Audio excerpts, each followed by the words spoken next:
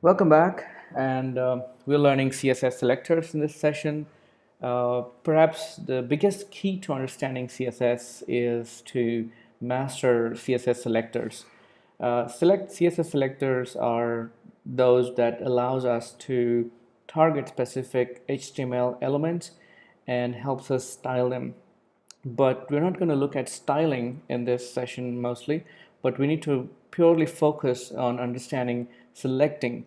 Um, so this is how a selector looks. There is a selector that is mentioned at the start, and then there is a property assigned to it, and then right after the property there is a value that is associated to the property, and then we have a declaration start and end. This is how we have been writing CSS so far, but there are different type of selectors, and there are so many variances for different use cases that we'll cover in this session today. Moving on, this is a simple example of what we call an ID selector. ID selector is something where we define or take an HTML element, like div in this case, and we assign an ID. We named it paper, and then we take that letter paper, write a CSS with the hashtag paper, and we define the color red. So the text inside the div will appear red. We have done this before.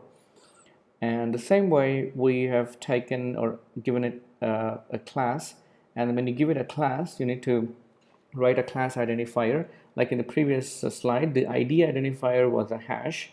Hash will look for ID inside div, or the element that we're looking for, in which has the ID paper, and the class will look for the dot will look for a class, and the text here will turn into red. This is called a class selector. Then there is a tag selector where you apply your CSS to any place, or let's say you've used H1 in 50 different places on your web page. Then you want to color all the headings to turn into red. You apply a tag selector like this. Then we go on to understand and what we call an attribute selector. So we take a particular attribute, give it a value, and we take that, assign it a color red. So this is another way of doing attribute selection, is used on cases where you have to be more specific about what attribute you need to select. And speaking about that, there is something called specificity. We'll get to that in a while. Now they are also called as positional selectors. Now I want to target the second list in this case. The second list inside the unordered list, I need to target and do some styling.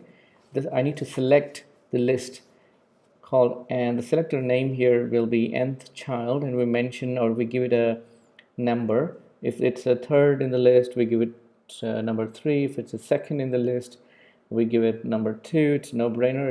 It's pretty straightforward. We'll see these examples. Don't worry about it. Then we give it styling that we'd like to give. But the selection is important. We can be down to selecting any specific element inside of any HTML element as needed by doing this. Then these are a few other CSS selectors. We have seen the ID selector, tag, and class selectors. But there are also requirements where you need to target all the paragraphs inside a div.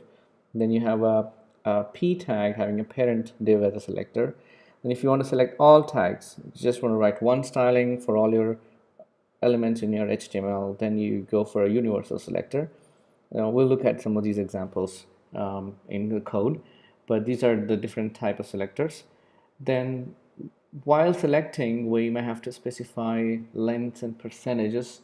For example, px is the unit for pixels, and it's a pixel is a tiny dot on your a tiny square on your monitor, and your entire screen is divided by the pixels. And then em is another unit apart from the pixels, where it doubles the size of existing font size. And points is also a unit for points. Usually if you're designing a brochure or something to print, you go by points. And there's also a percentage for the width and other classes that we'll define. Let's say you have to design a box or an inline or block, then you go with percentages. We've also done this in the previous sessions. Then there are colors. We've been only playing around with red, green, blue, and others, but mostly everything is divided into RGB. It's either red, green, or blue, and they carry three values, and the combination of value will result in a color. There are so many colors at your disposal, and they can take a name, they can take a value or a hex code. We'll look at those examples as well, like here. The code, the following values here, we've been giving the color red as an example. Try out the other examples that we have been given here, and you can also give it maroon, navy, olive, purple, red, silver, teal, whatever you like. Then there's also a way to change the background color. It's pretty straightforward. You take the element and you give the attribute type as background color, and then you give it a color name that changes. You could also have the location of the image itself. You can point the background to a URL straight away. You could also repeat itself. The values can be repeated on the y-axis or on the x-axis. We'll look at some of these examples later on, but just remember there are so many varieties of customizing or styling your page, but we're focusing on the selection and associating that selection with a particular style. So this is called specificity. This is when you have conflicting CSS rules, that there has to be some basic rules that a browser adopts as a standard across the internet to determine which one is most specific. You don't want a website that looks something on a Chrome and something entirely different on a Mozilla, or you don't want something to look in Australia and something different in US. So there is a global standard and a rule that browsers follow. We need to be aware of that. This will cover this in more better example. The style attribute here has the highest weightage, highest value. It will override everything else, and the same way is ID is better than class or pseudo class or attribute, and then elements has the least specificity value. I'll explain this in more detail.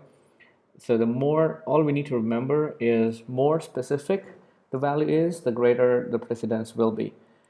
And do visit this URL that is available right after this tutorial, so you can read and understand this a lot more. For now, let's join on some hands-on in the next video. Thank you for watching.